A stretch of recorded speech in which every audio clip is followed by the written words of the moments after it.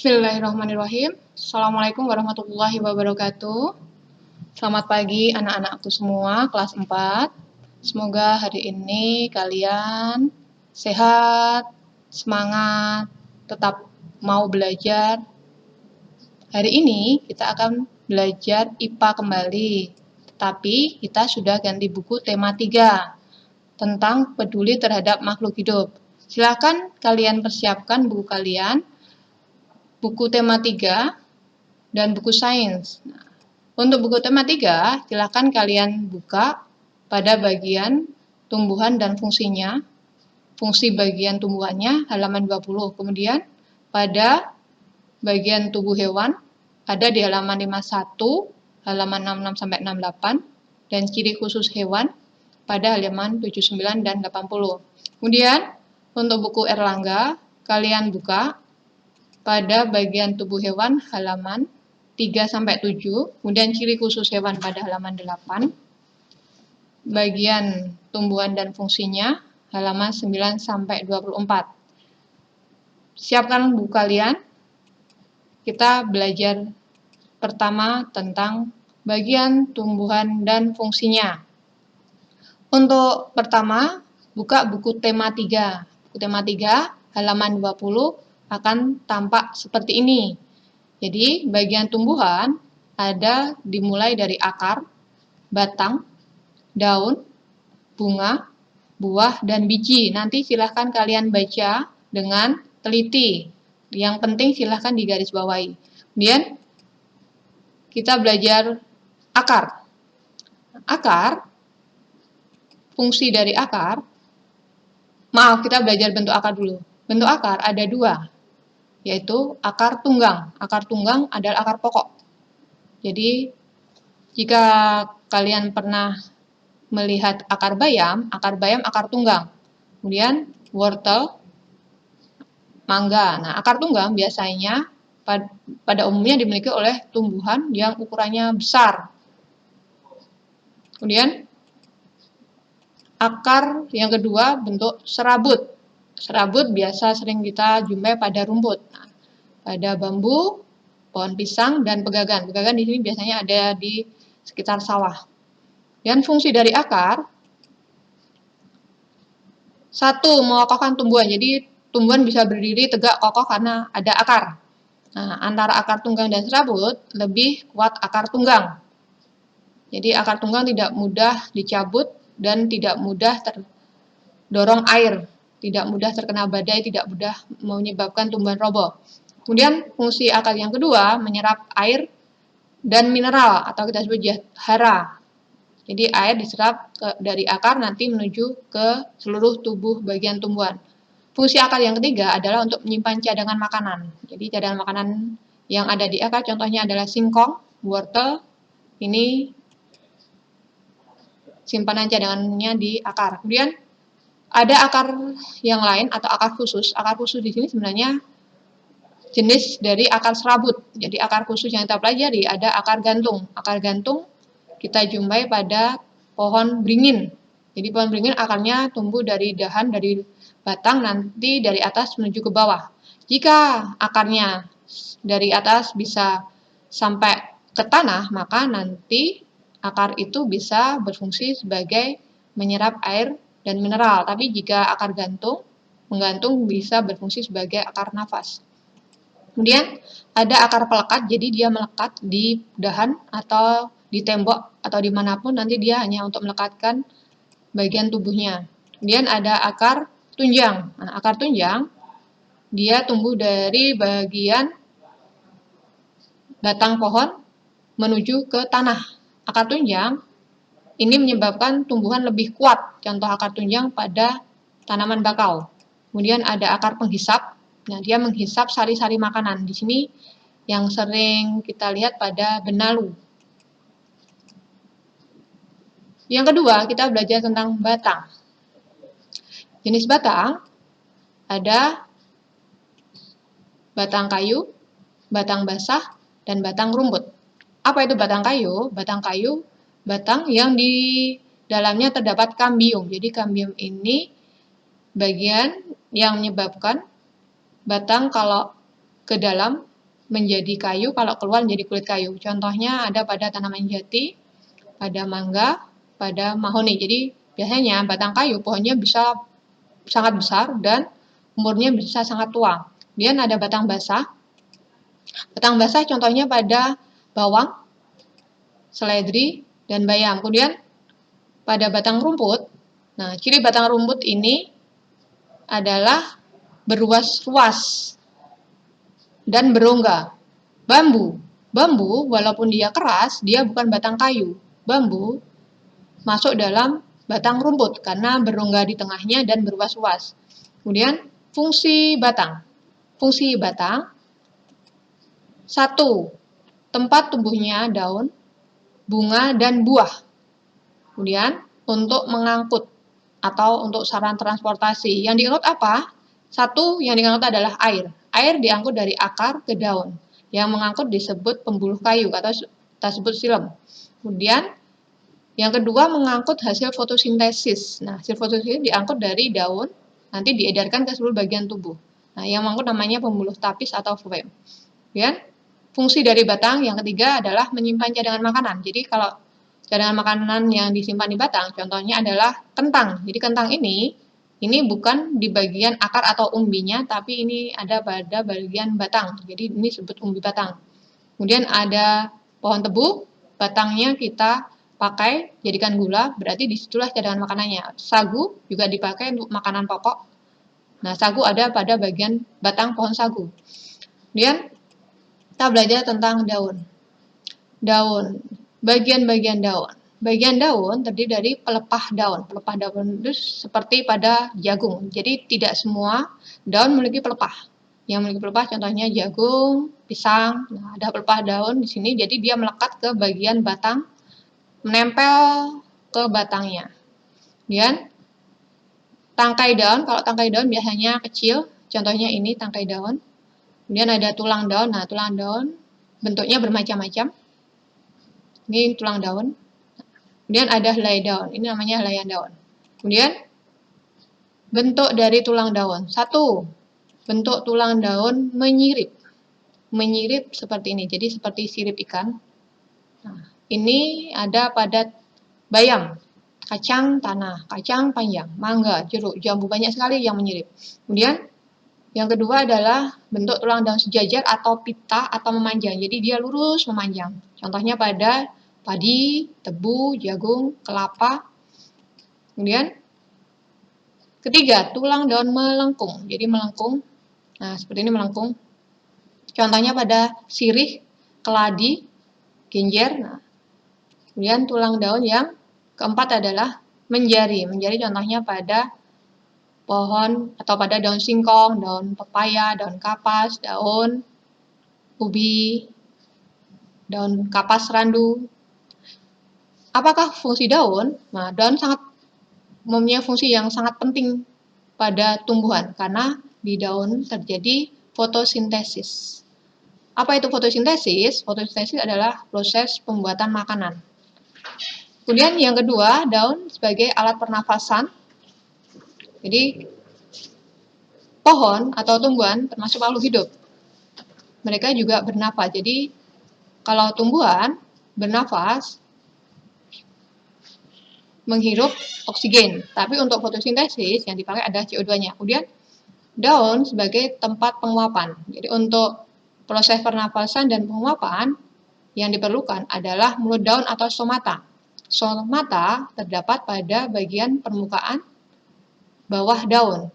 Kemudian kalau fotosintesis kita memerlukan klorofil. Jadi klorofil itu zat warna hijau daun. Jadi kalau dilihat menggunakan mikroskop, maka di dalam daun terdapat banyak sekali klorofil. Nah, di dalam klorofil terdapat miliaran kloroplas. Kemudian kita belajar proses fotosintesis. Fotosintesis terdiri dari kata foto dan sintesis. Foto artinya cahaya, sintesis artinya pembentukan. Jadi proses membentuk makanan, proses masak makanan pada tumbuhan dengan menggunakan cahaya matahari. Jadi untuk membuat makanan, tumbuhan hanya memerlukan gas karbon dioksida dan air yang cukup, kemudian dengan sinar matahari yang berlimpah, dan dilakukan pada klorofil. Jadi di dalam klorofil ini. Jadi seolah-olah ini dapurnya. Kemudian hasilnya akan membentuk oksigen atau O2 dan menghasilkan zat makanan atau kita sebut glukosa. Ini seperti ini rumus kimia ya, silahkan nanti diingat-ingat. Kemudian kita belajar selanjutnya tentang bunga. Nah, bunga banyak warna bunga yang menarik. Nah, biasanya pada bunga yang menarik sering didatangi kupu-kupu, lebah, dan hewan yang lain. Nah, kita belajar bagian-bagian bunga. Bagian bunga, satu, ini namanya putik. Putik ini disebut alat kelamin jantan. Yang kedua, ada benang sari. Maaf, ini benang sarinya terbagi jadi nomor 2 dan 3. 2 namanya kepala sari, 3 disebut tangkai sari. Kemudian ada benang sari, ini kita sebut sebagai alat kelamin jantan. Ingat, putik alat kelamin betina, benang sari alat kelamin jantan. Kemudian nomor 4 ada mahkota bunga. Nah, mahkota bunga pada umumnya warnanya menarik, cerah sekali, indah. Maka inilah yang menyebabkan serangga tertarik untuk mendekati bunga-bunga yang berwarna mencolok. Nomor 5, ini ada bagian bakal buah dan bakal biji. Kemudian bagian 6 kita sebut sebagai kelopak bunga. Jadi kelopak bunga di sini sebagai pelindung bunga saat bunga masih kuncup. Kemudian nomor 7 disebut tangkai bunga. Dari bunga, nanti kita akan belajar tentang penyerbukan. Apa itu penyerbukan? Jatuhnya serbuk sari di atas kepala putik. Jadi nanti setelah jatuh akan terbentuklah buah dan biji. Nah, nanti kita belajar buah dan biji. Karena di sini waktunya terbatas, jadi nanti di buah terdapat kulit buah, daging buah, dan biji. Nah, biji nanti dipakai sebagai alat perkembangbiakan, jadi untuk memperbanyak tanaman.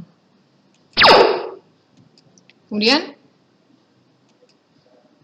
nah, tadi kita belajar penyerbukan. Jadi untuk penyerbukan, ada yang dibantu serangga, ada yang dibantu angin, dibantu burung, ini burung kolibri. Kemudian ada yang dibantu manusia, contohnya vanili atau vanila. Nah, ada juga yang dibantu hewan-hewan yang lainnya. Sekarang kita belajar hewan. Bagian dari tubuh hewan dan fungsinya.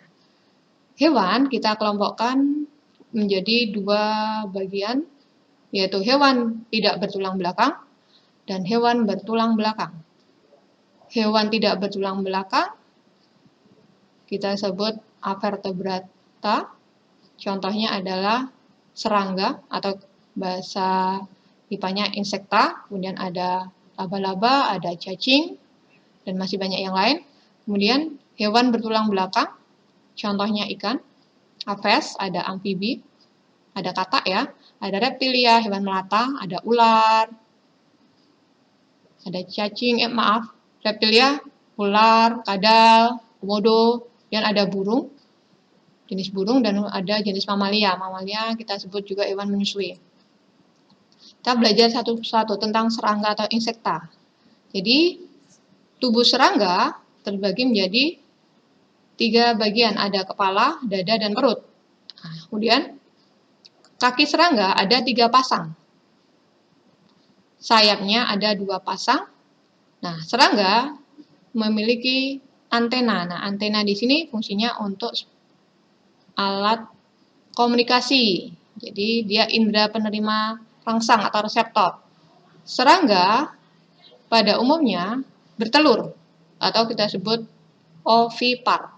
Contoh serangga seperti ini, kumbang koksi atau ladybug, ada kupu-kupu, dan juga ada nyamuk. Di antara 3 ini memiliki jenis mulut yang berbeda. Ada mulut yang menggigit, contohnya menggigit. Kemudian di sini kupu-kupu, dia menghisap. Kalau nyamuk, tipe mulutnya menusuk dan menghisap. Kemudian belajar ikan. Ikan, ses. Nah, ciri dari ikan, jadi ikan mempunyai alat pernafasan khusus namanya insang. Jadi ikan tidak bisa hidup jika tidak ada insang. Kemudian alat geraknya menggunakan sirip. Sirip ikan, nah ada sirip dada, sirip perut, sirip punggung, dan ekor. Nah, fungsinya macam-macam, ada yang dipakai untuk berenang, ada yang dipakai untuk kemudi atau mengarahkan, dan ada yang dipakai untuk keseimbangan. Tubuh ikan ditutup oleh sisik. Kemudian ikan berkembang biak dengan bertelur. Burung. Burung, bagian tubuhnya terbagi atas paruh, bagian kepala, bagian badan atau perut, bagian kaki alat geraknya, dan ada ekor dan sayap. Nah, bagian tubuh burung dilindungi oleh bulu. Dan burung bernapas dengan paru-paru dilengkapi dengan pundi-pundi udara. Biasanya burung berkicau memiliki pundi-pundi udara. Jadi untuk terbang bukan hanya paru-paru tapi juga perlu pundi-pundi udara. Burung berkembang biak dengan bertelur atau kita sebut ovipar. Mamalia. Nah, mamalia hewan menyusui. Banyak sekali mamalia, ada sapi, ada kucing, kambing. Ciri mamalia bernapas dengan paru-paru, bergerak dengan kaki, tubuhnya ditutupi rambut. Jadi kalau mamalia kita nyebutnya rambut, ya, bukan bulu. Kemudian mamalia hewan menyusui, jadi dia punya kelenjar susu dan berkembang biak dengan cara melahirkan atau vivipar. Sekarang kita belajar ciri khusus hewan. Jadi ada berbagai jenis hewan yang memulai ciri khusus yang tidak dimiliki hewan lain. Contohnya adalah penguin. Penguin termasuk jenis burung, tapi berbeda dengan burung yang lain. Di sini sayapnya tidak dipakai untuk terbang, tapi sayapnya dipakai untuk berenang. Kemudian bulu dari penguin itu tebal dan sangat rapat. Jadi di sini bulunya mengandung lemak atau minyak yang bisa membantu dia menahan air. Jadi saat berenang tidak akan basah. Kaki penguin berselaput. Jadi selaput itu dipakai untuk berenang. Jadi seperti katak juga memiliki selaput, bebek juga memiliki selaput. Kemudian lapisan tubuhnya ditimbun dengan lemak yang tebal. Jadi dia tidak akan kedinginan walaupun dia tinggal di daerah kutub. Dan ada onta. Nah, onta kebalikan dengan penguin.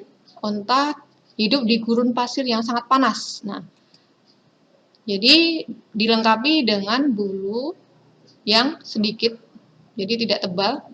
Kemudian yang tebal adalah bulu matanya. Bulu matanya tebal, dipakai untuk melindungi dari debu. Jadi biar debu tidak mudah masuk ke dalam mata. Kemudian ciri yang lain, unta mampu minum dalam sekali minum bisa mencapai 30 galon sampai 50 galon air. Nah, nanti disimpan, dipakai untuk cadangan air. Jadi di sini ada punuknya. Kemudian ada hewan yang lain. Nah, di sini ada bunglon. Bunglon memiliki kemampuan mimikri. Apa itu mimikri? Mimikri adalah menyesuaikan warna kulit tubuh dengan lingkungannya. Jadi dia akan berubah warna. Jika lingkungannya berwarna coklat, dia akan berubah coklat. Bunglon hidup di dahan pohon. Bunglon memiliki ciri khusus yang lain, yaitu dia memiliki lidah yang panjang dan lengket. Nah, dia dipakai untuk memakan serangga. Bunglon termasuk hewan makan serangga, kita sebut insektivora. Sekarang ciri khusus yang lain. Nah, di sini ciri khusus itu biasanya dipakai untuk biasanya jenis makanannya. Jadi kita sebut adaptasi, penyesuaian diri terhadap lingkungan. Nah, di sini contohnya adalah pada bentuk bentuk gigi taring. Jadi gigi taring dipakai oleh singa, kucing, serigala untuk merobek atau mencabik daging, mengoyak daging. Nah, gigi taring dipakai untuk karena dia pemakan hewan. Jadi hewan pemakan daging kita sebut karnivora. Nah, kalau di sini ada rusa, pemakan tumbuhan kita sebut herbivora. Ciri khusus yang lain, misalkan pada bentuk kaki elang. Elang memiliki kaki yang runcing dan tajam, kokoh untuk mencengkram mangsa. Kemudian ada kaki burung pipit, dia langsing untuk bertengger. Kemudian ada kaki bebek, angsa, berselaput dipakai untuk berenang. Selain berenang juga untuk membantu supaya dia tidak terbenam di dalam lumpur.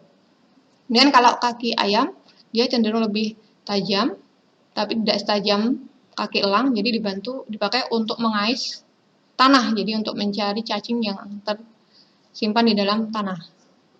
Kemudian tadi bentuk dari kaki, sekarang bentuk dari paruh. Paruh burung elang bersifat sangat tajam, sangat kokoh, kuat. Nah, dipakai untuk mencabik-cabik mangsanya. Kemudian paruh burung bersifat sudu, di pinggir-pinggir sini seperti ada lubang-lubang kecil untuk menyaring lumpur. Ada juga paruh dari ayam. Nah, paruh dari ayam berbentuk pendek, tidak setajam elang, tapi kokoh. Dia dipakai untuk mematuk biji-bijian. Nah, ada burung juga yang makan bijian, contohnya burung merpati.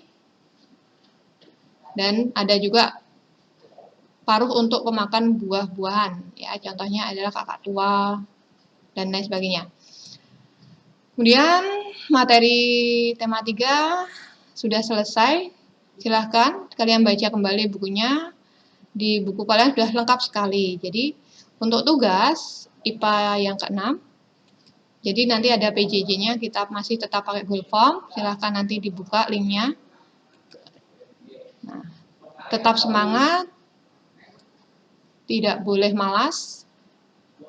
Berdoa semoga pandemi ini sudah berakhir. Pakai masker, cuci tangan, jangan lupa. Terima kasih atas perhatiannya. Assalamualaikum warahmatullahi wabarakatuh.